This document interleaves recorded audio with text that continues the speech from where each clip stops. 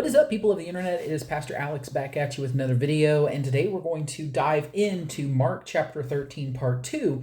We're going to be looking at verses 1 and 2, so let's get into it. Again, I'm Pastor Alex. I'm from Christ Redemption Church, and this is our YouTube channel. If you're interested in a community whose mission is sharing the gospel through worship, the word, and inclusion, then check us out. We're in Johnson City, Tennessee. We meet every Saturday at 7, and we've got some other small group ministries as well.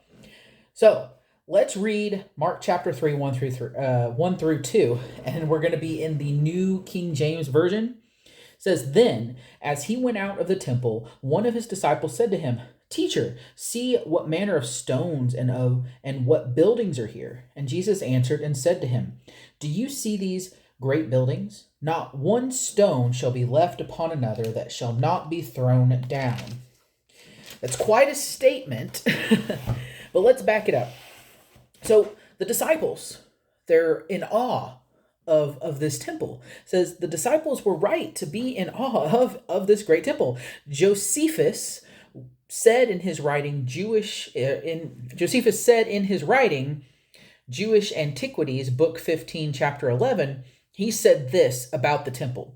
He said, "The size and fine workmanship of which was a surprising sight to spectators, to see what vast materials there were, and with what great skill the workmanship was done."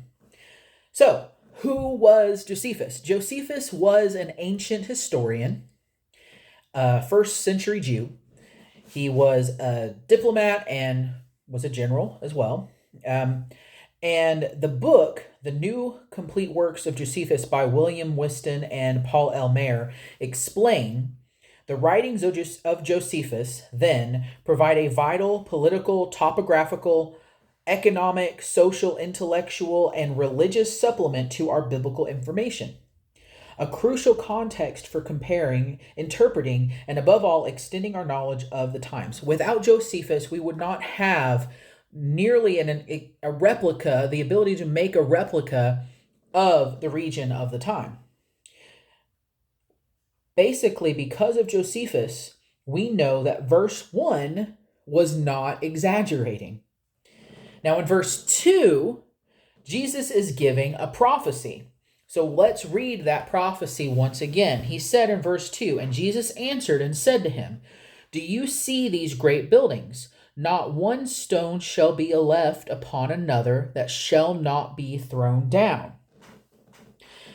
So he was echoing other Old Testament prophecies as well. Let's look over at Jeremiah 7, verse 14. I've got it bookmarked here. It says, "Therefore I will do to the house which is called by my name, in which you trust, and to this place which I gave to you and your fathers, as I have done to Shiloh." What was Shiloh?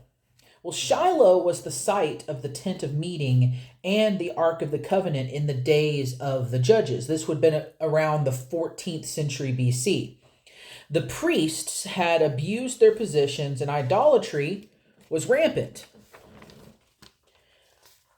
When the people of God tried to use the ark at this time as a symbolic totem or item or talisman for victory, it ended up getting captured and the sanctuary was destroyed. So Jesus' statement is nodding back to that. He also is pointing back to Micah. So Micah chapter 3 verse 12 says, "Therefore because of you Zion will be plowed like a field. Jerusalem shall become heaps of ruins, and the mountain of the temple like the bare hills of the forest." So here's the question. Did Jesus' prophecy come true? Well, the answer is yes. It came true. The destruction of the temple, it happened in around 70 AD under Titus, who was the Roman general. He destroyed a lot of Jerusalem, actually. So now Mark, the Gospel of Mark, would have been written shortly after this, after the destruction, after give about 5 years. They believe that it was written roughly by the time of 75 AD. The audience at that time would have been recently shaken by that event. It would have been in recent history.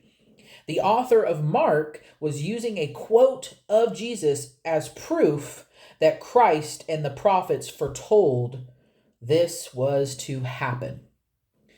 So, that was Mark 13 verses 1 through 2. I plan to do a whole series about this because there's so much to unpack. If you have any specific questions, leave us a comment, and I'd love to get back with you on that and see if we can make a video specifically discussing it. I'll see you next time.